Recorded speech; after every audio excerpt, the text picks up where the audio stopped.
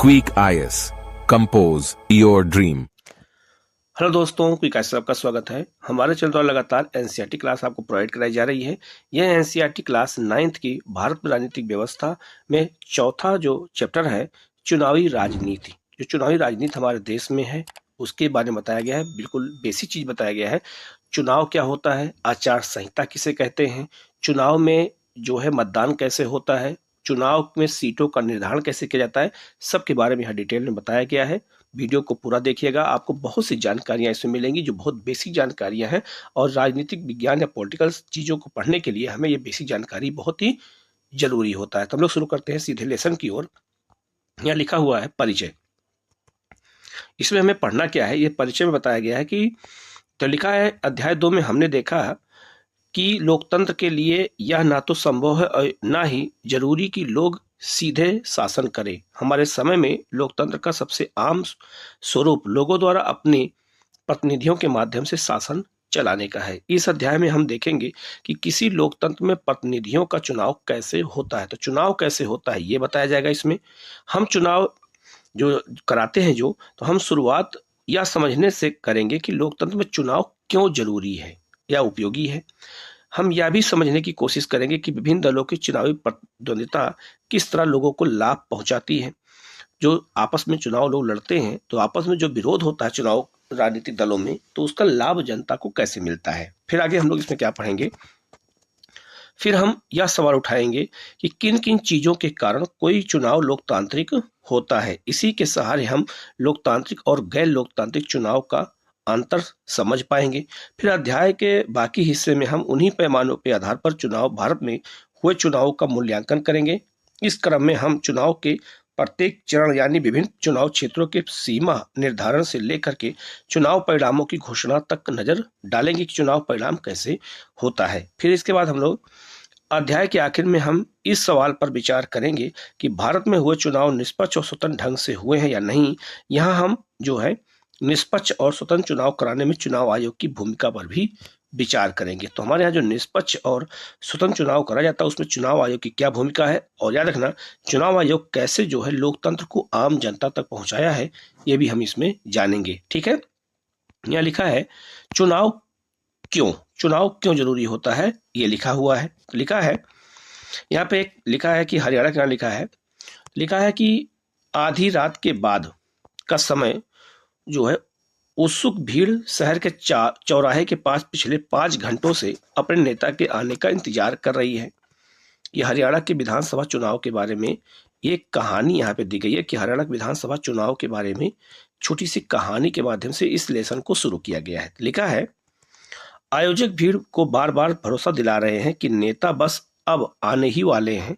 जब भी कोई गाड़ी पास से गुजरती तो लोग अपने नेता को देखने की उम्मीद में उठ खड़े होते। उन्हें लगता कि हमारे नेता आ गए हैं। इसका मतलब नेताओं का हमारे देश में काफी महत्व होता है। यह नेता है श्री देवीलाल, जो हरियाणा संघर्ष समिति के प्रमुख, जो गुरुवार की उस रात करनाल में भाषण देने आने वाले हैं। 76 वर्ष के इस नेता को आजकल जरा भी फुर्सत नहीं है। उनका राजनीतिक कार्यक्रम सुबह 8 बजे शुरू होकर रात 11 बजे तक चलता रहता है। आज सुबह उन्होंने 9 चुनावी सभाओं में भाषण दिया है। पिछले 23 महीनों से वे लगातार जनसभाएं कर रहे हैं और चुनाव की तैयारियां कर रहे हैं। तो अब यहीं से हमें जो है एक भूमिका मिल गई है कि इसमें चुनाव कौन तय करता है, भाषण कैसे दिया जाता है, जनसभा क्या होती है, कार्यक्रम कैसे निर्धारित किए जाते हैं, और उसमें जो है कौन सी पार्टी कैसे काम करती है, यही से हमें भूमिका मिल गई इसमें। तो लिखा है हरियाणा में 1987 में हुए विधानसभा चुनाव में जुड़ी एक अखबार की खबर है। ठीक है, जो ऊपर हमने अभी आपको पढ़ा। लिखा है राज्य में 1982 से कांग्रेस पार्टी की अगुवाई वाली सरकार थी। तब विपक्ष के एक नेता चौधरी देवीलाल ने न्याय युद्ध नामक आंदोलन का नेतृत्व किया। किसके खिलाफ? कांग्रेस के खिलाफ। और लोक दल नामक अपनी नई पार्टी का गठन किया। उनकी पार्टी ने चुनाव में कांग्रेस के खिलाफ अन्य विपक्षी दलों को मिलाकर एक मोर्चा बनाया। मतलब कांग्रेस के खिलाफ लड़ने के लिए देवीलाल ने क्या किया, सभी विपक्षों को एक साथ मिलाकर गठबंधन बना लिया। अपने चुनाव प्रचार में देवीलाल ने कहा कि अगर उनकी पार्टी चुनाव जीती तो वे किसानों और छोटे व्यापारियों के कर्ज माफ कर देंगे। अब यहाँ पे देखो, यहीं से लाभ होता है आम जनता को।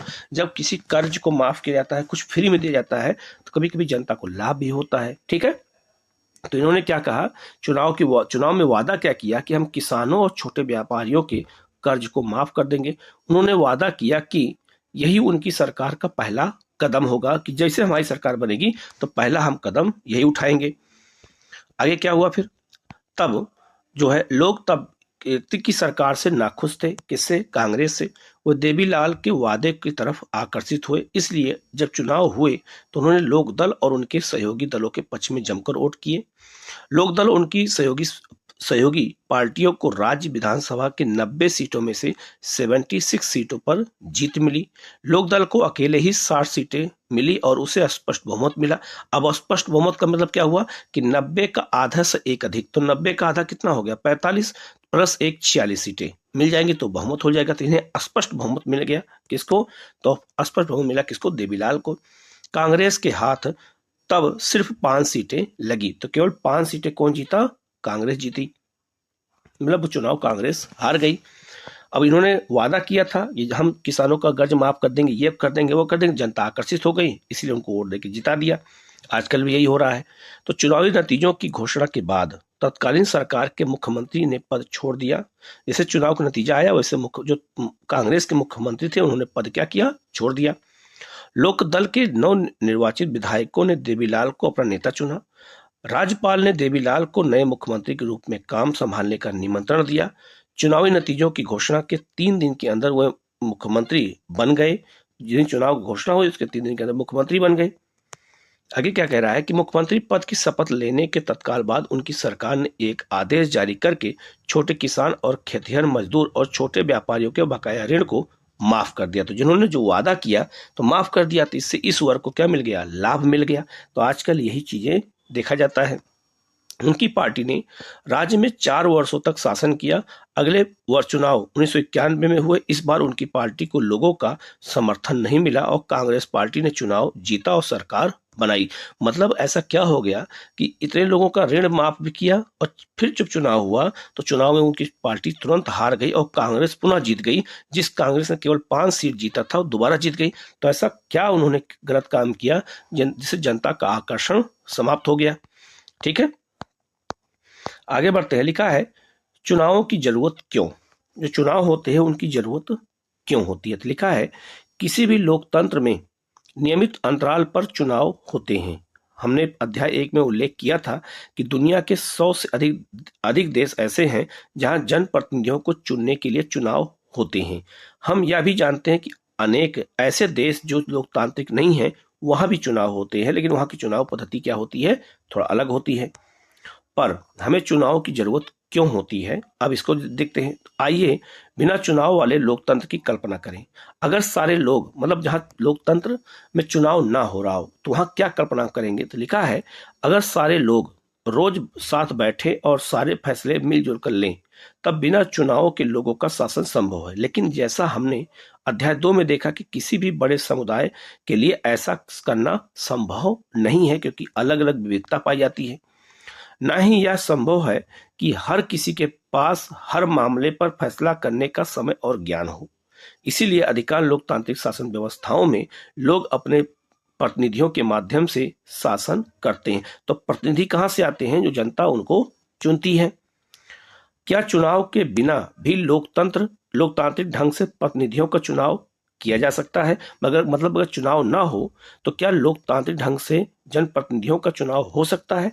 आइए एक ऐसी जगह के बारे में कल्पना करें जहां प्रतिनिधियों के चुनाव उम्र और अनुभव के आधार पर किया जाता हो। मतलब अगर जो जनप्रतिनिधि है उनका चुनाव ना हो, वो केवल उम्र और अनुभव के आधार पर चुने जाए। या फिर ऐसी जगह की कल्पना करें जहां जनप्रतिनिधियों का चुनाव जो है प्रतिनिधियों का चुनाव शिक्षा या ज्ञान के आधार पर होता हो। मतलब योग्यता के आधार पर चुना जाए, ना कि जनता के आधार पर। जो है आगे लिखा है किसे ज्यादा अनुभव या ज्यादा ज्ञान हो या तय करने में थोड़ी परेशानी आ सकती है, क्योंकि यह कोई पैमाना है नहीं कि किसको कितना अधिक अनुभव है, किसको कितना अधिक ज्ञान है। पर यह मान लें कि लोग मिलजुल करके इन परेशानियों को दूर कर लेंगे, स्पष्ट है कि फिर ऐसी जगह पर चुनाव की जरूरत ही नहीं रह जाएगी। ठीक है, ये भी हो सकता है, लेकिन अब आगे क्वेश्चन क्या पूछ रहा है, लेकिन क्या फिर हम इस व्यवस्था को लोकतंत्र कह सकते हैं? तो नहीं कह सकते हैं। ठीक है, आगे लिख रहा है, हम या कैसे पता करेंगे कि लोगों को उनका प्रतिनिधि पसंद है या नहीं है? हम यह व्यवस्था कैसे करेंगे कि प्रतिनिधि लोगों की इच्छा के अनुरूप ही शासन करें? मतलब कई सवाल यहाँ पे खड़े हो रहे हैं। हम इस चीज की व्यवस्था कैसे करेंगे कि जो प्रतिनिधि लोगों को पसंद ना हो वह अपने पद पर ना बने रहें? इसके लिए ऐसी व्यवस्था करने की जरूरत है जिससे लोग नियमित अंतराल पर अपने प्रतिनिधियों को चुन सकें। मतलब जनता को ऐसा विकल्प मिलना चाहिए कि जो खराब काम करे उनको हटा के हम नए प्रतिनिधि को चुन सकें। इस व्यवस्था का नाम चुनाव है। ठीक है, इस व्यवस्था को क्या नाम दिया गया है? चुनाव नाम दिया गया कि हम अपनी इच्छा अनुसार किसी को चुन सकते हैं और अगर इच्छा हो तो उसे हम बदल भी सकते हैं। तो यह प्रक्रिया है आपकी चुनाव की है। इसलिए हमारे समय में प्रतिनिधियों वाले लोकतंत्र में चुनाव को जरूरी माना जाता है। तो हमारे यहाँ इसीलिए चुनाव को क्या माना जाता है? जरूरी माना जाता है। तो इस चीज को आपको ध्यान में रखना है। हम लोग आगे बढ़ते हैं। लिखा है, चुनाव में मतदाता कई तरह से चुनाव करते हैं। तो मतदाताओं के मन में क्या होता है? लिखा है, वह अपने लिए कानून बनाने वाले का चुनाव कर सकते हैं। ठीक है, वह सरकार बनाने और बड़े फैसले करने वाले का चुनाव कर सकते हैं। वह सरकार और उसके द्वारा बनने वाले कानूनों का दिशा निर्देशन करने वाली पार्टी का चुनाव कर सकते हैं। तो मतदाताओं के मन में ऐसी ही भावनाएं होती हैं। आगे लिखा है, चुनाव को लोकतांत्रिक मानने के आधार क्या हैं? जो चुनाव होता है उसको लोकतांत्रिक मानने के क्या आधार है? ऐसे ही क्वेश्चन एग्जाम में पूछे जाते हैं। लिखा है, चुनाव कई तरह से हो सकते हैं। लोकतांत्रिक देशों में तो चुनाव होते ही हैं, जहां तक कि अधिकांश गैर लोकतांत्रिक देशों में भी किसी न किसी तरह के चुनाव होते हैं। सो चुनाव लोकतांत्रिक हुए, इसे जांचने के लिए हमारे लिए क्या पैमाना है? ठीक है, तो हमने अध्याय 2 में इस सवाल पर हल्की सी चर्चा की थी। हमने वहां अनेक देशों के चुनाव के उदाहरण दिए थे जिन्हें हम लोकतांत्रिक चुनाव नहीं मान सकते। आइए वहां सीखे सबक को याद करें और लोकतांत्रिक चुनाव के लिए जरूरी न्यूनतम शर्तों के साथ अपनी बात की शुरुआत करें। तो लिखा है, पहला क्या है कि किसी देश को चुनाव करने की सुविधा हो, यानी हर किसी को मताधिकार हो और हर किसी के मत का समान मोल हो, तो वहां पे चुनाव करना अच्छा है। ये एक इंपॉर्टेंट मिल गया। दूसरा, चुनाव में विकल्प उपलब्ध हो, पार्टियों और उम्मीदवारों को चुनाव में उतरने की आजादी हो और वे मतदाताओं के लिए विकल्प पेश करें, यह होना चाहिए। तीसरा, चुनाव का अवसर नियमित अंतराल पर मिलता रहे। नए चुनाव कुछ वर्षों में जरूर कराए जाने चाहिए, इससे जनता को जो है विकल्प अच्छा मिलता रहे। चौथा, लोग जिसे चाहें वास्तव में चुनाव उसी का होना चाहिए। पांचवा, चुनाव स्वतंत्र और निष्पक्ष ढंग से कराए जाने चाहिए, जिससे लोग सचमुच अपनी इच्छा से व्यक्ति का चुनाव कर सकें। ये अच्छे लोकतंत्र की निशानी होती है। ये शर्तें बहुत आसान और सरल लग सकती हैं, लेकिन अनेक देश ऐसे हैं जहां के चुनाव में इन शर्तों को भी पूरा नहीं किया जाता है। इस अध्याय में हम अपने देश में हुए चुनाव पर भी चर्चा करेंगे और ये शर्तें लागू करके यह जानने का प्रयास करेंगे कि हमारे यहाँ के चुनाव को लोकतांत्रिक कहा जा सकता है या नहीं कहा जा सकता है। तो ये हम लोग देखेंगे इसमें। हम लोग आगे बढ़ते हैं। लिखा है, क्या राजनीतिक प्रतिद्वंदिता अच्छी चीज है? मतलब इसका मतलब यह हुआ कि जो राजनीतिक पार्टियां हैं, क्या उनके बीच में कंपटीशन अच्छी चीज है या बुरी चीज है? तो लिखा है, इस प्रकार हम पाते हैं कि चुनाव का मतलब राजनीतिक प्रतियोगिता या प्रतिद्वंदिता है। यह प्रतियोगिता कई तरह का रूप ले सकती है। सबसे स्पष्ट रूप है राजनीतिक पार्टियों के बीच प्रतिद्वंदिता, क्योंकि उनके बीच प्रतिद्वंदिता होती है एक दूसरे को अच्छा हमेशा पेश करने की। निर्वाचन क्षेत्रों में इसका स्वरूप उम्मीदवारों के बीच प्रतिद्वंदिता का हो जाता है। अगर प्रतिद्वंदिता नहीं रहे तो चुनाव बेमानी हो जाएगी। ठीक है, लेकिन क्या राजनीतिक प्रतिद्वंदिता का होना अच्छी चीज है? तो चुनावी प्रतिद्वंदिता में कुछ स्पष्ट नुकसान दिखते हैं। इससे हर बस्ती, हर घर में बंटवारे जैसी स्थिति हो जाती है, जातिवाद के नाम पर, इन सब चीजों के नाम पर। ठीक है, आप भी अपने इलाकों में सुना होगा कि लोग पार्टी जो है पार्टी पॉलिटिक्स के फैसले की शिकायत कर रहे हैं। विभिन्न दलों के लोग और नेता अक्सर एक दूसरे के खिलाफ आरोप लगाते हैं। पार्टियां और उम्मीदवार चुनाव जीतने के लिए तरह तरह के हथकंडे अपनाते हैं। कुछ लोगों का कहना है कि चुनावी दौड़ दौड़ जीतने का यह मतलब सही किस्म की दीर्घकालिक राजनीतिक को पहचानने नहीं देता है। ठीक है, आगे है, समाज और देश की सेवा करने की चाह रखने वाले कई लोग, अच्छे लोग भी उन्हीं कारणों से चुनाव मुकाबलों में नहीं उतरते हैं। उन्हें इस मुश्किल और जो है बेढंगी लड़ाई में उतरना अच्छा नहीं लगता है। मतलब इस तरह के जो राजनीतिक पार्टी आपस में लड़ती हैं तो अच्छे लोग कभी कभी जो है नेता नहीं बन पाते हैं। हमारे संविधान निर्माता इन समस्याओं के प्रति सचेत थे, फिर भी उन्होंने सब भविष्य के नेताओं के चुनाव के लिए जो है मुक्त चुनावी मुकाबले का ही चयन किया। उन्होंने ऐसा इसलिए किया कि दीर्घकालिक रूप में से यही व्यवस्था बेहतर काम करती है। एक आदर्श चुनाव में ही सभी राजनीतिक नेताओं को मालूम होता है कि लोगों का हित किन चीजों में है तथा वह सभी नेता जो है लोगों की सेवा की प्रेरणा से ही राजनीति में आते हैं। तो लोगों की सेवा से ही लोग आते हैं, पर असल जीवन में ऐसा नहीं होता है। दुनिया भर के सभी नेताओं को अन्य पेशों के लोगों के समान आगे बढ़ने की, अपना कैरियर बनाने की चिंता होती है। तो नेताओं को भी अपना कैरियर बनाना होता है, अपना बिजनेस करना होता है। वो सत्ता में बने रहना चाहते हैं या अपने लिए बड़ी से बड़ी कुर्सी और ज्यादा से ज्यादा अधिकार पाना चाहते हैं। तो ये भी एक साइड इफेक्ट होता है, नुकसान होता है।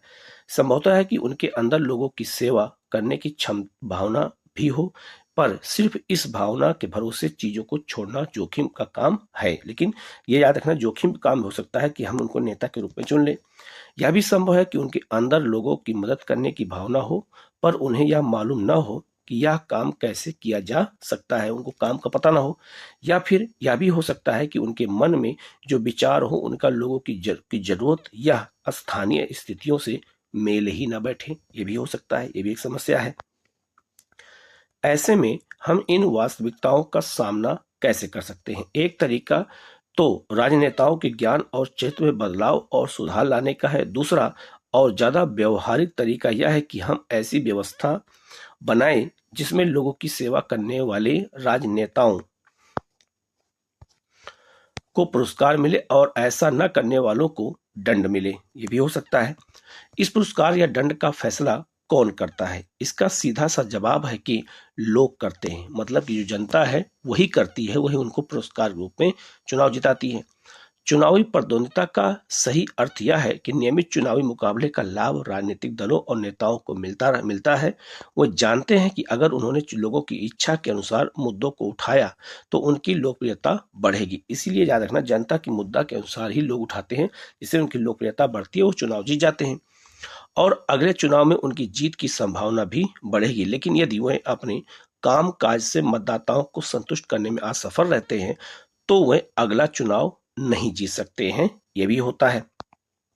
आगे है, इस तरह यदि कोई राजनीतिक पार्टी सिर्फ सत्ता में आने की इच्छा से ही आगे आई है तो भी उसे मजबूरन जनता की सेवा करनी होती है। ठीक है, मान लीजिए अगर कोई राजनीतिक पार्टियां ऐसी हो जो है सत्ता पाने के लिए केवल अगर आई हो, फिर भी उनको मजबूरन कुछ ना कुछ काम जनता के लिए करना पड़ता, नहीं तो जनता उनको वोट नहीं देगी। कुछ इसी ढंग से बाजार काम करता है। भले ही कोई दुकानदार सिर्फ अपने फायदे की सोचता हो, उसे मजबूरन ग्राहक को अच्छा सौदा देना ही पड़ता है। अगर वह ऐसा नहीं करता है तो ग्राहक दूसरी दुकान पर देखेगा या चला जाएगा। ठीक है, यही काम राजनीति में भी होता है।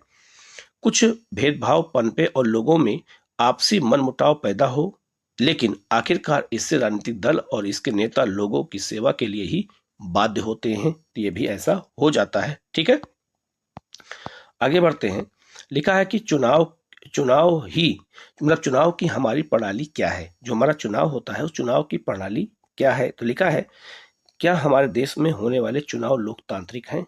इस सवाल का जवाब देने के लिए आइए देखें कि भारत में चुनाव किस तरह होते हैं। हमारे यहाँ लोकसभा और विधानसभाओं के चुनाव हर 5 साल पर होते हैं। 5 साल के बाद सभी चुने हुए प्रतिनिधियों का कार्यकाल समाप्त हो जाता है। किसका? तो लोकसभा और विधानसभा का। लोकसभा और विधानसभा भंग हो जाती है, फिर सभी चुनाव क्षेत्रों में एक ही दिन या या छोटे अंतराल में अलग अलग दिन चुनाव होते हैं, इसे आम चुनाव कहते हैं। याद रखना, आम चुनाव किसे कहते हैं? तो आम चुनाव लोकसभा और विधानसभा दोनों के चुनाव क्या कहते हैं? आम चुनाव। और आम चुनाव क्यों कहते हैं? क्योंकि इसमें आम जनता वोट देती है। कई बार सिर्फ एक ही क्षेत्र में चुनाव जो है होता है, ठीक है, जो किसी सदस्य की मृत्यु या इस्तीफे से खाली हुई होता है, तो उसे हम क्या कहते हैं? उपचुनाव कहते हैं। तो इसे हम क्या कहते हैं? उपचुनाव कहते हैं। अगर मान लो कोई सीट ऐसी है, अगर किसी की मृत्यु हो जाए या कोई इस्तीफा दे दे, तो वहां पे उपचुनाव कराया जाता है। इस अध्याय में हम आम चुनाव पर ही ज्यादा केंद्रित होंगे। अब लिखा है चुनाव क्षेत्र किसे कहते हैं? तो लिखा है, आपने पढ़ा है कि हरियाणा के लोगों ने 90 विधायकों का चुनाव किया, तो जो जो 90 विधायक थे वो चुनाव क्षेत्र था। संभव है कि आपने सोचा हो कि उन्होंने ऐसा कैसे किया। क्या हरियाणा का हर व्यक्ति सभी 90 विधायकों के लिए वोट देता है? शायद आपको भी मालूम होगा कि ऐसा नहीं होता है। ठीक है, अपने क्षेत्र में जो है हम क्षेत्र जो है विशेष पर आधारित प्रतिनिधियों की प्रणाली से काम करते हैं। चुनाव के उद्देश्यों से देश को अनेक क्षेत्रों में बांटा जाता है, जिसे हम निर्वाचन क्षेत्र कहते हैं। तो निर्वाचन क्षेत्र में हमारे देश को बांटा जाता है। आप पहले इस मैप के माध्यम से यहाँ समझ सकते हैं, ये कर्नाटक है। तो कर्नाटक का गुलबर्गा जो है जिला है, तो गुलबर्गा जिला ये है, तो गुलबर्गा जिला, याद रखना इतना बड़ा राज्य है कर्नाटक, इसमें जो है कई जो है चुनाव क्षेत्रों में बांटा गया। तो गुलबर्गा क्या है? एक संसदीय क्षेत्र हो गया। तो यह लिखा है गुलबर्गा संसदीय क्षेत्र हो गया। अब इसमें कई विधानसभा हो सकती है, तो विधानसभा को देखो यहाँ दिखाया गया है। तो ये तो पूरा लोकसभा के लिए है, लेकिन विधानसभाएं इतनी हैं, देखो 1 2 3 4 5 6 7 8, तो इनको जनसंख्या के आधार पर क्या किया गया है? बांट दिया गया है। अब इसमें अलग अलग जगह पे चुनाव होता है। ठीक है, तो ये विधानसभा के लिए बांटा गया और ये लोकसभा के लिए बांट दिया गया। ऐसे ही चुनाव क्षेत्रों में बांटा जाता है जनसंख्या के आधार पर। उसी को हम चुनाव क्षेत्र या निर्वाचन क्षेत्र कहते हैं। तो लिखा है, एक क्षेत्र में रहने वाला मतदाता अपने एक प्रतिनिधि का चुनाव करता है। मतलब जो निर्वाचन जो अपने क्षेत्र में होता है वो अपने ही क्षेत्र के लोगों का वोट दे सकता है और किसी को वोट नहीं दे सकता है। लोकसभा चुनाव के लिए देश को जो है 443 निर्वाचन क्षेत्रों में बांटा गया है। ठीक है, हर क्षेत्र से चुने गए प्रतिनिधियों को संसद सदस्य कहते हैं। ठीक है, तो जो 443 सदस्य चुने जाते हैं लोकसभा में, सबको क्या कहते हैं? संसद सदस्य कहते हैं। लोकतांत्रिक चुनाव की एक जो है प्रक्रिया जो है, एक विशेषता यह है प्रक्रिया में कि हर वोट का बराबर मूल्य होता है। कोई भी हो, अमीर हो, गरीब हो, महिला हो, पुरुष हो, कोई भी हो, युवा हो, कोई भी हो, वृद्ध हो, सबके वोटों का एक ही मूल्य होता है। इसलिए हमारे संविधान में यह व्यवस्था है कि हर चुनाव क्षेत्र में मतदाताओं की संख्या काफी हद तक एक समान हो। इसी प्रकार प्रत्येक राज्य को उसकी विधानसभा की सीटों के हिसाब से बांटा गया है। इन सीटों के निर्वाचन प्रतिनिधियों को विधायक कहते हैं। तो याद रखना, जो राज्य में होता है उन्हें विधायक कहते हैं और जो केंद्र में होता है उन्हें हम सांसद कहते हैं। प्रत्येक संसदीय निर्वाचन क्षेत्र में विधानसभा के कई निर्वाचन क्षेत्र आते हैं। पंचायतों और नगरपालिका के चुनाव में भी यही तरीका अपनाया जाता है। प्रत्येक पंचायत को कई वार्डों में बांटा जाता है, जो छोटे छोटे निर्वाचन क्षेत्र होते हैं, और प्रत्येक वार्ड से पंचायत या नगर पालिका के एक सदस्य का चुनाव होता है। तो याद रखना, नगर पालिका के लिए उसके लिए क्या करते हैं? हम निर्वाचन क्षेत्र या वार्ड में बांट देते हैं, क्योंकि हर क्षेत्र संसद या विधानसभा की एक सीट का प्रतिनिधित्व करता है। इसीलिए हम जब कहते हैं कि लोकदल ने हरियाणा के 60 सीटें जीती, तो इसका मतलब है कि विधानसभा के 60 निर्वाचन क्षेत्रों से लोक दल ने 60 लोग जीत करके राज्य विधानसभा में पहुंचे हैं, तो उसको हम सीट कहते हैं। जैसे 90 सीटें, तो 90 विधायक वहां चुनाव लड़े हैं, तो उसमें 60 सीटें जीती, मतलब 60 विधायक चुनाव जीत करके विधानसभा में पहुंचे हैं। अब यहाँ लिखा है आरक्षित निर्वाचन क्षेत्र किसे कहते हैं? तो आरक्षित निर्वाचन क्षेत्र उसे कहते हैं जहां पे अनुसूचित जाति और जनजातियों के लिए सीटें रिजर्व होती हैं।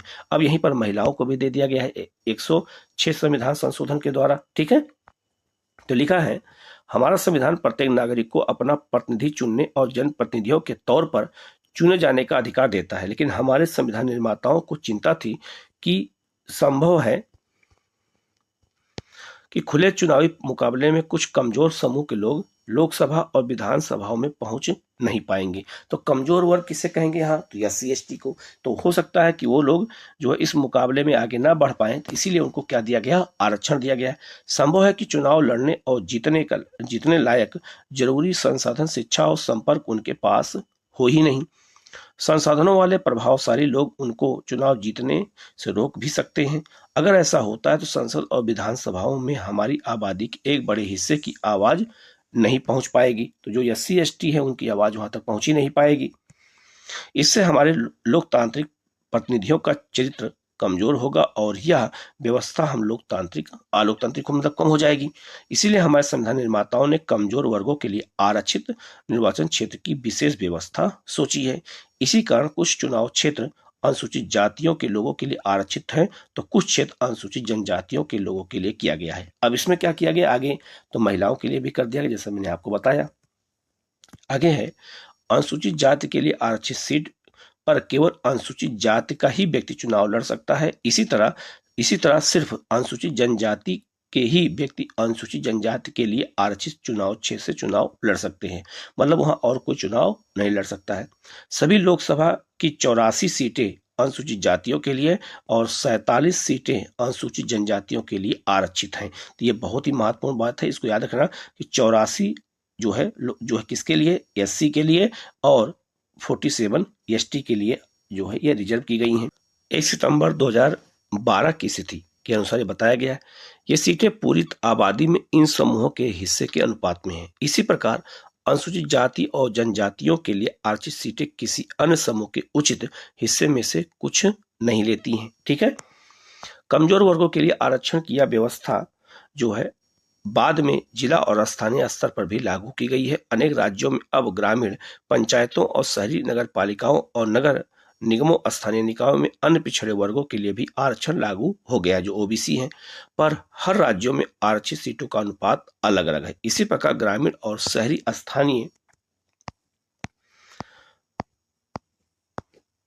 स्थानीय निकायों में मतलब 1/3 सीटें महिलाओं के लिए आरक्षित की गई हैं। तो पंचायत में महिलाओं को 33% आरक्षण दे दिया गया है। किसी राज्य में 50% आरक्षण दिया गया, जैसे मध्य प्रदेश में, बिहार में, हिमाचल प्रदेश में जो है, इन सब में जो है राज्यों में 50% आरक्षण महिलाओं को दिया गया, लेकिन 1/3 आरक्षण सबको दिया गया, ऐसा संविधान में प्रावधान किया गया है। अब यहाँ आप देख सकते हैं कि लोकसभा की सीटों को कैसे बांटा गया है। तो यहाँ देखना कि जो लोकसभा का निर्वाचन क्षेत्र है वो 3 आधार पर है। कुल टोटल सीटें कितनी हैं, तो जो है 543 सीटें हैं। सामान्य वर्ग के लिए 412 हैं।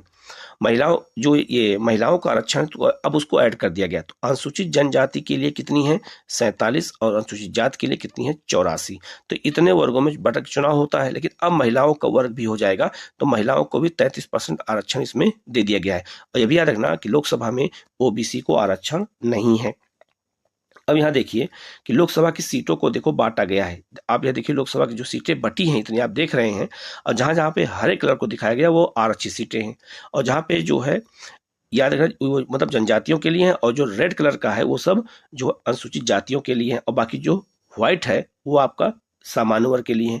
तो ये सीटें बटी हैं, तो आप देखिए जहां पर ज्यादा बड़ा बड़ा दिख रहा है और कहीं बिल्कुल छोटा छोटा दिख रहा है, तो जनसंख्या के आधार पर, जैसे जैसलमेर में जनसंख्या कम है तो यहाँ लोकसभा की सीट का ज्यादा बड़ा कर दिया गया, लेकिन वहीं पर आप देखिए उत्तर प्रदेश में जनसंख्या ज्यादा है, बिहार में जनसंख्या ज्यादा है, तो यहाँ सीटों की संख्या जो क्षेत्र है वो छोटे छोटे कर दिए गए हैं। तो ऐसा क्यों हुआ है, क्योंकि जनसंख्या के आधार पर है। ठीक है, इसीलिए देखिए लोकसभा की सीटों को पूरा बांटा गया है, 543 सीटों में बांट दिया गया है। और हर राज्य में कितनी सीटें होती हैं तो यहाँ पे दे दिया गया है। जैसे अगर हम बात करें तो सबसे ज्यादा सीटें होती हैं कहाँ से, तो सबसे अधिक सीटें होती है उत्तर प्रदेश से, 80 सीटें हैं।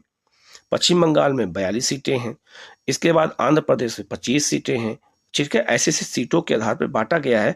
अब ये सब सीटें जो हैं मिल करके टोटल कितना हो गई हैं, तो 543 सीटें हैं। इसी में लोकसभा की सीटों को बांट दिया गया है, और इसी को जो ये सीटें बटी हैं इन्हीं को हम परिसीमन आयोग कहते हैं। और परिसीमन आयोग मतलब परिसीमन आयोग द्वारा ही इन सीटों को बांटा जाता है। इन्हें हम निर्वाचन क्षेत्र के नाम से जानते हैं। ये सब निर्वाचन क्षेत्र छोटे छोटे बने हुए हैं, कुछ बड़े हैं तो कुछ बड़े छोटे हैं, वो सब जनसंख्या के आधार पर उनका क्षेत्र का निर्धारण किया गया है। ठीक है, अब हम लोग आगे बढ़ते हैं। लिखा है मतदाता सूची। मतदाता सूची किसे कहते हैं और ये कौन बनाता है, तो ये निर्वाचन चुनाव आयोग या निर्वाचन आयोग बनाता है। तो लिखा है एक बार जब निर्वाचन क्षेत्र का फैसला हो जाता है तब यह तय किया जाता है कि कौन वोट दे सकता है, कौन नहीं दे सकता है। इस फैसले को अंतिम दिन तक के लिए किसी के भरोसे नहीं छोड़ा जा सकता है।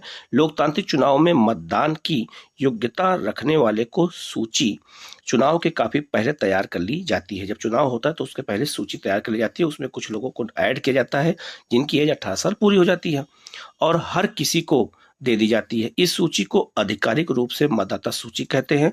आम बोलचाल में इसे वोटर लिस्ट भी कहा जाता है। ठीक है, आगे यहाँ लिखा है, यह एक महत्वपूर्ण कदम है क्योंकि इसका सीधा संबंध लोकतांत्रिक चुनाव की पहली शर्त अपना प्रतिनिधि चुनने के लिए हर किसी को समान अवसर मिलने से है। ठीक है, पहले अध्याय में हमने सार्वभौम वयस्क मताधिकार के बारे में पढ़ा था। तो सार्वभौम वयस्क मताधिकार है, ये आर्टिकल 326 में है आज वर्तमान में, और इसका मतलब ये हो गया कि जो 18 साल से जिनकी 18 साल पूरी हो गई है उन्हें हम क्या कहते हैं, तो उन्हें हम सार्वभौम वयस्क मतदाता कहते हैं या मताधिकार उनको मिल जाता है। व्यवहार में इसका मतलब है कि हर किसी को मत देने का अधिकार होना चाहिए। तो इसका एक मतलब ये भी होता है कि सबको मत देने का अधिकार यहाँ पर है, इसका मतलब। ठीक है, और हर एक का मत समान मोल का होना चाहिए, मतलब सबके मत का मूल्य क्या है हमारे यहाँ बिल्कुल समान है। जब तक ठोस जो है कारण ना हो किसी को मताधिकार से वंचित नहीं किया जाना चाहिए। यह हमारे यहाँ पर जो है लोकतंत्र की खूबी है। अलग अलग नागरिक अनेक मामलों में एक दूसरे से भिन्न होते हैं, कोई अमीर, कोई गरीब, कोई बहुत पढ़ा लिखा तो कोई कम या एकदम अशिक्षित, कोई बहुत दयालु तो कोई नहीं, पर हर कोई इंसान तो है और अपनी जरूरतों और विचारों के अनुरूप समाज में योगदान करता है। मतलब कोई कैसा भी वर्ग का हो, समाज का में सबका योगदान होता है। इसीलिए सभी को प्रभावित करने वाले निर्णयों में सबकी भागीदारी होनी चाहिए। इसीलिए हमारे यहाँ चाहे अमीर हो, गरीब हो, कम पढ़ा लिखा हो, सबके मत का मूल्य क्या है, बिल्कुल बराबर है। हमारे देश में 18 वर्ष और उससे ऊपर की उम्र के सभी नागरिक चुनाव में वोट डाल सकते हैं। नागरिक की जाति, धर्म, लिंग चाहे जो भी हो, उन्हें वोट से वंचित नहीं किया जा सकता। तो लिखा है आगे जो है उसे मत देने का अधिकार है। अपराधियों और जो है दिमागी असंतुलन वाले कुछ लोगों को वोट देने के अधिकार से वंचित किया जा सकता है। ठीक है, जो पागल लोग होते हैं, लेकिन ऐसा सिर्फ बेहद खास स्थितियों में ही हो सकता है। सभी सक्षम मतदाताओं का नाम मतदाता सूची में हो यह व्यवस्था करना सरकार की जिम्मेदारी होती है। ठीक है, चूंकि हर अगले चुनाव में नए लोग मतदाता बनने की उम्र तक आ जाते हैं, इसलिए हर चुनाव में से पूर्व मतदाता सूची को सुधारा जाता है। बहुत लोग जो मर जाते हैं उनको हटा दिया जाता है और जो नए लोग होते हैं उनको ऐड कर लिया जाता है। उनके नाम इस सूची से काट दिए जाते हैं, कौन, जो इनकी मृत्यु हो जाती है। हर 5 वर्ष में मतदाता सूची का पूर्ण नवीकरण किया जाता है। ऐसा मतदाता सूची को एकदम ताजा रखने के लिए किया जाता है। पिछले कुछ वर्षों से चुनाव में फोटो पहचान पत्र की व्यवस्था लागू कर दी गई। अब क्या है, अब फोटो पहचान पत्र की व्यवस्था भी हमारे यहाँ लागू कर दी गई है। सरकार ने मतदाता सूची में दर्ज सभी लोगों को यह कार्ड देने की कोशिश की है और देने जाते समय मतदाता को यह पहचान पत्र साथ रखना होता है, जिसे वोटर आईडी कहते हैं, जिससे किसी एक का वोट कोई दूसरा न डाल सके। पर मतदान के लिए यह कार्ड अभी तक अनिवार्य नहीं हुआ है। वोट देने के लिए मतदाता राशन कार्ड या ड्राइविंग लाइसेंस जैसे पहचान पत्र भी ले जा सकते हैं। मतलब हमारे यहाँ केवल वोटर आईडी पर ही भरोसा नहीं किया गया है। आगे लिखा है उम्मीदवारों का नामांकन। जो हमारे यहाँ उम्मीदवार चुनाव लड़ते हैं उनका नामांकन होता है, वो लोग खड़े होते हैं चुनाव में। लिखा है, हमने ऊपर देखा कि लोकतांत्रिक चुनाव में लोगों के पास वास्तविक विकल्प होना चाहिए। यह तभी होगा जब किसी के भी चुनाव लड़ने पर लगभग किसी किस्म की पाबंदी ना हो। हमारी चुनाव प्रणाली ऐसा ही करती है। जो कोई व्यक्ति मतदाता है वह उम्मीदवार जो भी हो सकता है। सिर्फ एक फर्क यह है कि कोई भी व्यक्ति 18 वर्ष की उम्र से ही वोट डालने का अधिकारी हो जाता है, जबकि उम्मीदवार बनने की न्यूनतम आयु 25 वर्ष है। तो लोकसभा विधानसभा चुनाव के लिए न्यूनतम आयु कितनी है, 25 वर्ष है, और वोट डालने की आयु कितनी है, 18 वर्ष है। उम्मीदवार जो है बनने में भी अपराधियों वगैरह पर रोक है। ठीक है, जो अपराधी है वो नहीं दे सकते हैं, मतलब चुनाव नहीं लड़ सकते हैं। लेकिन यह पाबंदी भी बहुत कम मामलों में लागू होती है। अगर सजा हो जाएगी तभी चुनाव नहीं लड़ सकते। अगर अपराधी हैं, जेल में है, सजा नहीं हुई है तो चुनाव लड़ सकते हैं। ये सुधार करने की जरूरत है। राजनीतिक दल अपने उम्मीदवार मनोनीत करते हैं जिन्हें पार्टी का चुनाव चिन्ह और समर्थन मिलता है। पार्टी के मनोनयन को जो है बोलचाल की भाषा में टिकट कहते हैं। कहते हैं ना अक्सर बोलचाल में कि इनको टिकट मिल गया, इनको चुनाव के लिए टिकट मिल गया। तो जो टिकट मिल गया वो उनको पार्टी ने मनोनयन कर दिया कि अब तुम ही चुनाव लड़ सकते हो, तो उसी को हम बोलचाल में टिकट कहते हैं। कितनी बेसिक जानकारी यहाँ पे दी गई है। चुनाव लड़ने के इच्छुक हर एक उम्मीदवार को एक नामांकन पत्र भरना पड़ता है और कुछ रकम जमानत के रूप में जमा करनी पड़ती है। याद रखना, अगर वो एक निश्चित मत नहीं पाते हैं तो यही जमानत राशि क्या हो जाती है, जमा हो जाती है। तभी लोग कहते हैं कि उनकी जमानत जब्त हो गई।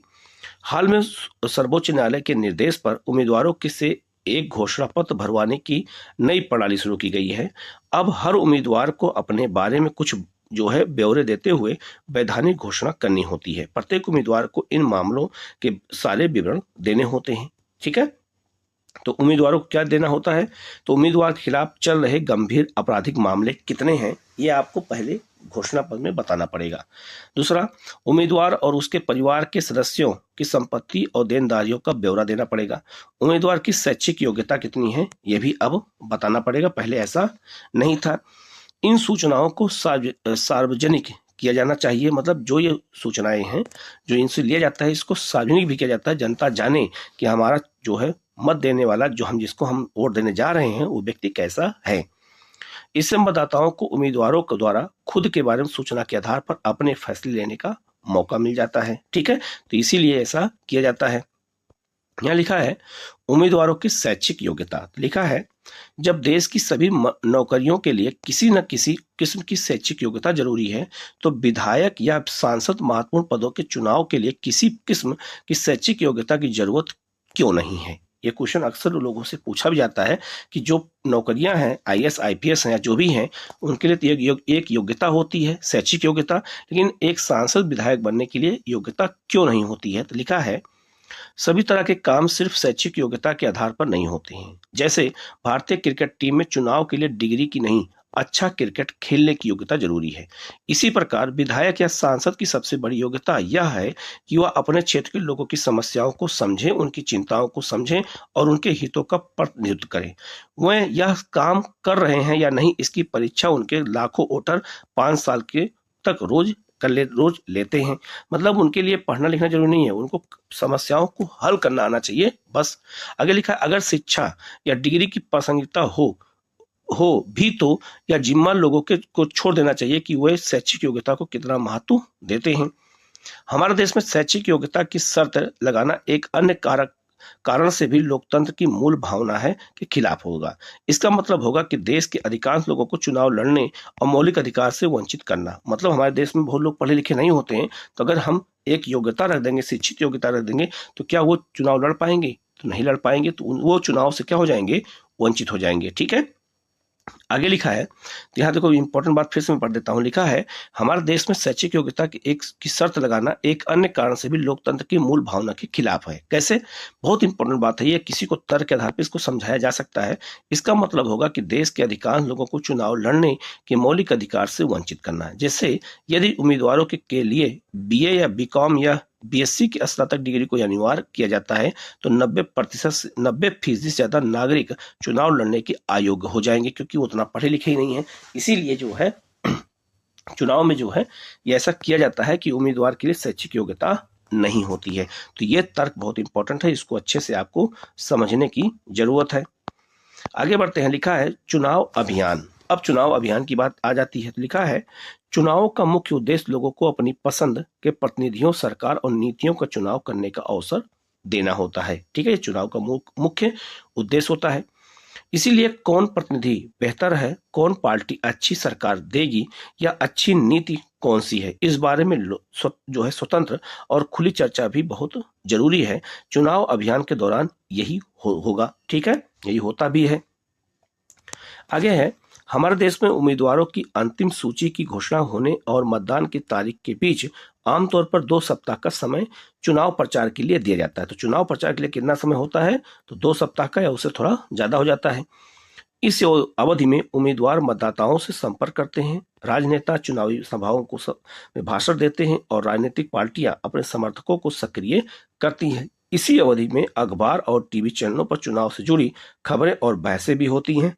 पर असल में चुनाव अभियान सिर्फ 2 हफ्ते नहीं चलता है। राजनीतिक दल चुनाव होने के महीनों पहले इसकी तैयारियां शुरू कर देते हैं। जैसे अभी लोकसभा चुनाव होने वाला है तो तैयारियां लगातार शुरू हो गई हैं। आगे बढ़ते हैं। यहाँ लिखा हुआ है, चुनाव अभियान के दौरान राजनीतिक पार्टियां लोगों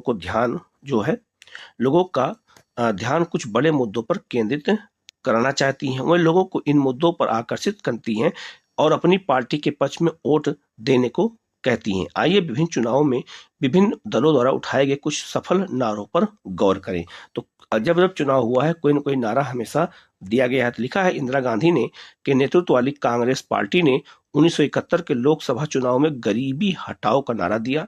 पार्टी ने वादा किया कि वह सरकार की सारी नीतियों में बदलाव करके सबसे पहले देश में गरीबी को हटाएगी। तो गरीबी का नारा एक चुनाव का एक समय था। 1977 में हुए लोकसभा चुनाव में जयप्रकाश नारायण के नेतृत्व में जनता पार्टी ने नारा दिया लोकतंत्र बचाओ का। पार्टी ने आपातकाल के दौरान हुए ज्यादतियों को समाप्त करने की और नागरिक आजादी को बहाल करने का वादा किया था। ठीक है, इसीलिए उन्होंने 44वां संविधान संशोधन किया। आगे है, वामपंथी दलों ने 1977 में हुए पश्चिम बंगाल विधानसभा चुनाव में जमीन जोतने वाले को नारा दिया। मतलब जो जमीन जोत रहा है उसी को अधिकार दे दिया गया, चाहे वो कोई मजदूर हो, किसान, कुछ भी हो। आगे है, 1983 के आंध्र प्रदेश के विधानसभा चुनाव में तेलुगु देशम पार्टी के नेता एनटी रामा राव ने तेलुगु स्वाभिमान का नारा दिया था कि स्वाभिमान, जो तेलुगु का स्वाभिमान है उसको हम बना के रखेंगे। ठीक है, आगे लिखा है, लोकतंत्र में राजनीतिक दलों और उम्मीदवारों को अपनी मर्जी के मुताबिक चुनाव प्रचार करने के लिए आजाद छोड़ देना ही सबसे अच्छा होता है, पर सभी दलों को उचित और समान अवसर मिलने और इसके लिए कई बार कुछ दखल देना जरूरी होता है। चुनाव के कानूनों के अनुसार कोई भी उम्मीदवार या पार्टी ये सब काम नहीं कर सकती है। तो जब चुनाव होता है तो जो वोटिंग होती है उसके पहले या उसके बाद, मतलब जब चुनाव शुरू हो जाता है प्रक्रिया, तो उस दौरान कुछ उम्मीदवार और पार्टी कुछ काम नहीं कर सकते हैं। क्या नहीं कर सकते हैं? तो मतदाता को प्रलोभन देना, घूस देना या धमकी देना, ये नहीं करना है। उनसे जात या धर्म के नाम पर वोट मांगना नहीं है। चुनाव अभियान में सरकारी संसाधनों का इस्तेमाल करना नहीं है। लोकसभा चुनाव में एक निर्वाचन क्षेत्र में 25 लाख या विधानसभा चुनाव में 1 लाख रुपए से ज्यादा खर्च नहीं कर सकते हैं। अगर वह इनमें से किसी भी मामले में दोषी पाए गए तो चुनाव चुने जाने के बावजूद उनका चुनाव रद्द घोषित किया जा सकता है। इन कानूनों के अलावा हमारे देश के सभी राजनीतिक पार्टियों ने चुनाव प्रचार की आदर्श आचार संहिता को भी स्वीकार किया है। तो आज आदर्श आचार संहिता को लागू करता है चुनाव आयोग करता है। इसमें उम्मीदवारों को, पार्टियों को यह सब करने की मनाही होती है। अब देखो कितनी इंपॉर्टेंट बात यहाँ बताई गई है कि जब आचार संहिता लागू होता है तो आचार संहिता कौन लागू करता है? चुनाव आयोग करता है। कब करता है? जिस दिन चुनाव की घोषणा करता है। तो अगर पूछा जाए कि आचार संहिता में क्या क्या नहीं करना होगा, किसको?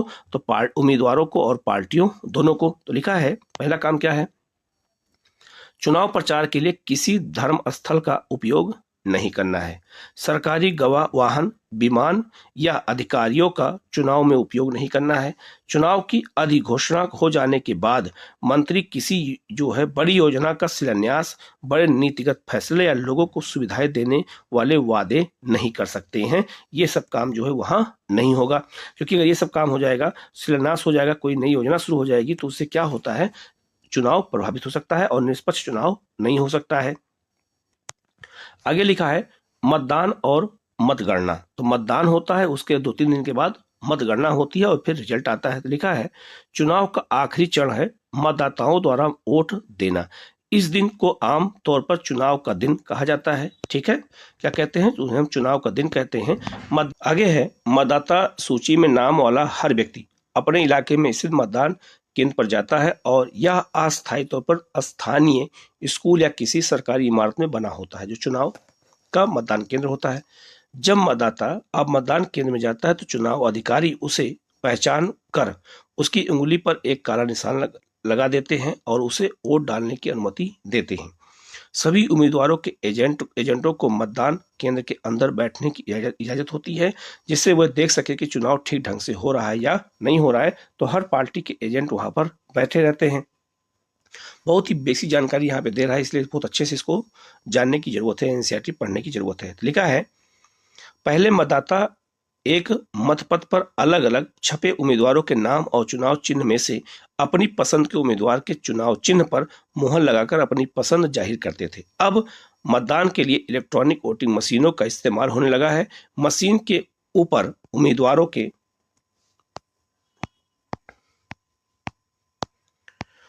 के नाम और उनके जो है चुनाव चिन्ह बने होते हैं। निर्दलीय उम्मीदवारों को भी चुनाव अधिकारी चुनाव चिन्ह देते हैं। मतदाता को जिस उम्मीदवार को वोट देना होता है उसके चुनाव चिन्ह के आगे बने बटन को एक बार दबा देना होता है।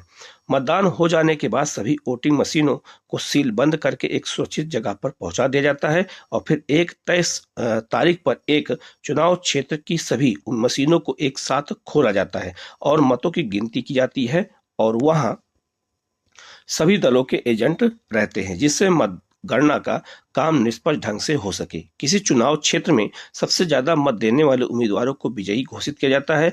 आम चुनाव में अमूमन सभी निर्वाचन क्षेत्रों में मतगणना जो है एक ही तारीख पर होती है।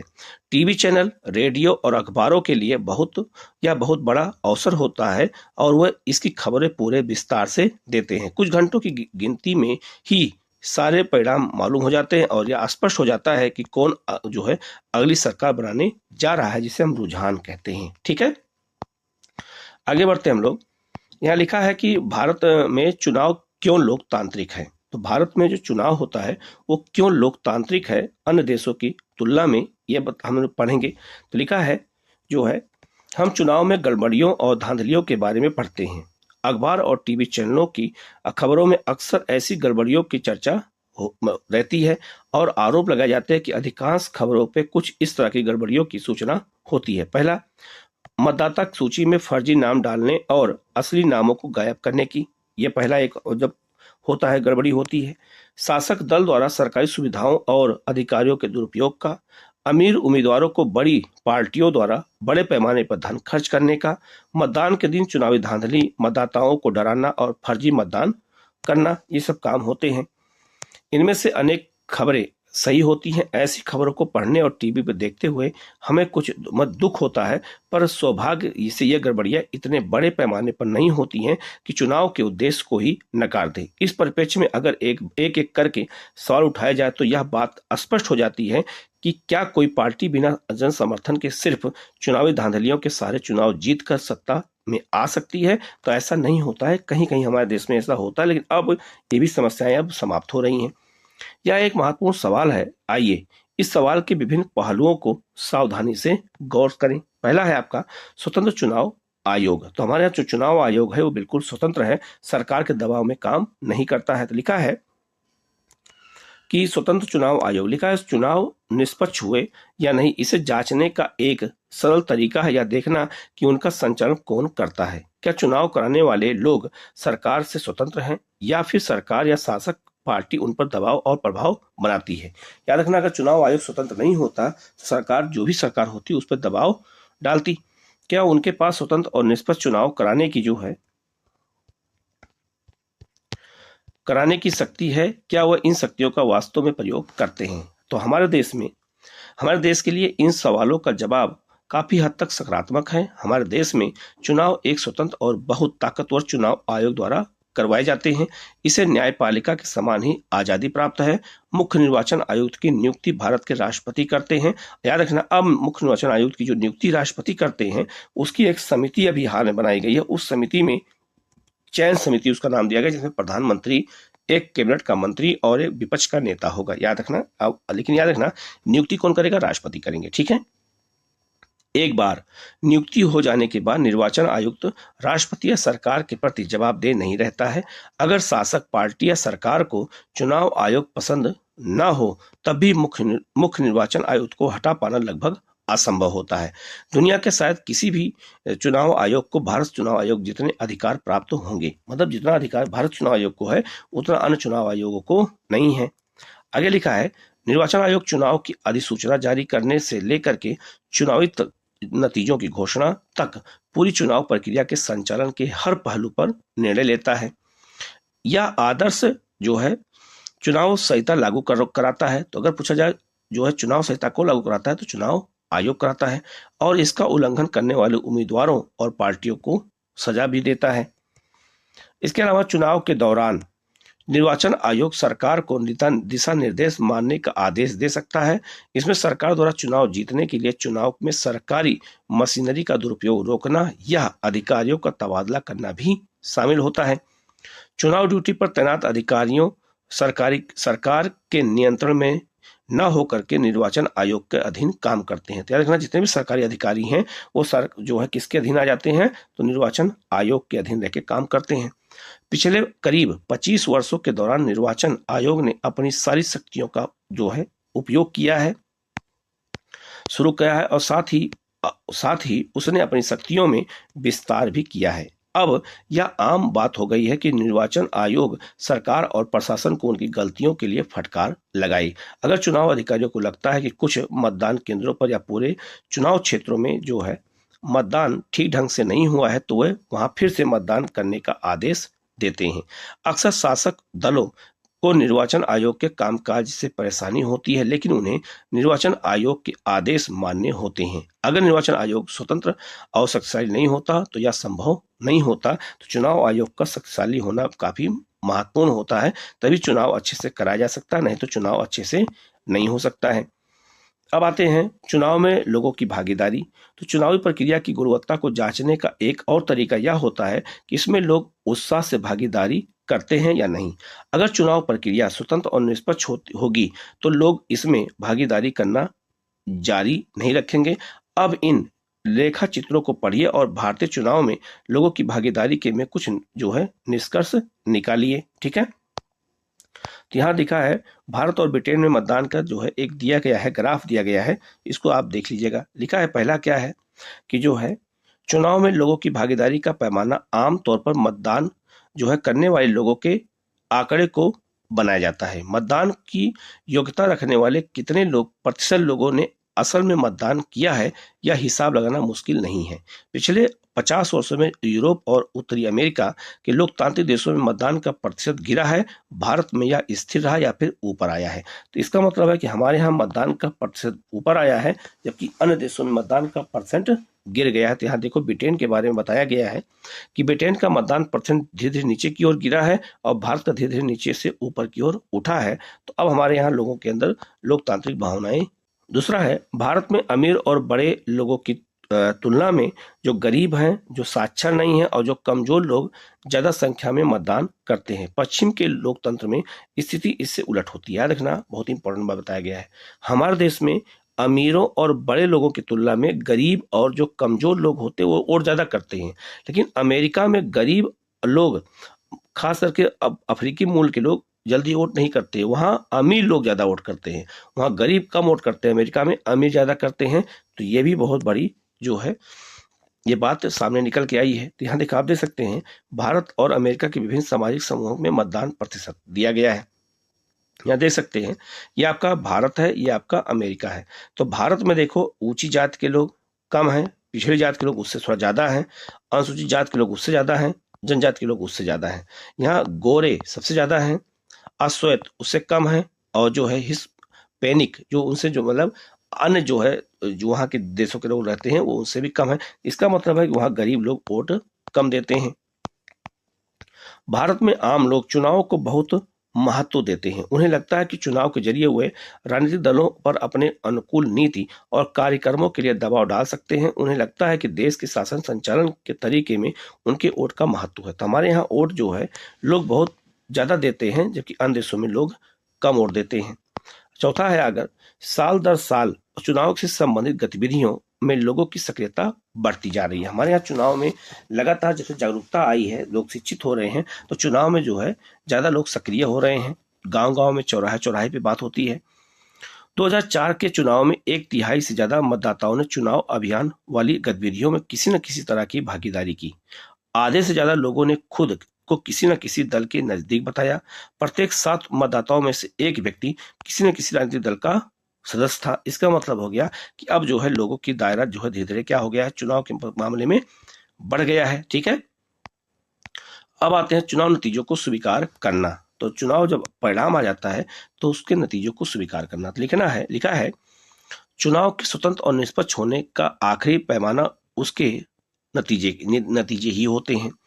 अगर चुनाव स्वतंत्र और निष्पक्ष ढंग से ना हो तो नतीजे जो है हरदम ताकतवर जमात के पक्ष में ही आते हैं। ऐसी स्थिति में शासक पार्टी चुनाव हारती ही नहीं है और आमतौर पर हारने वाली पार्टी जो है गड़बड़ ढंग से कराए गए चुनाव के जो है नतीजों को स्वीकार नहीं करती है।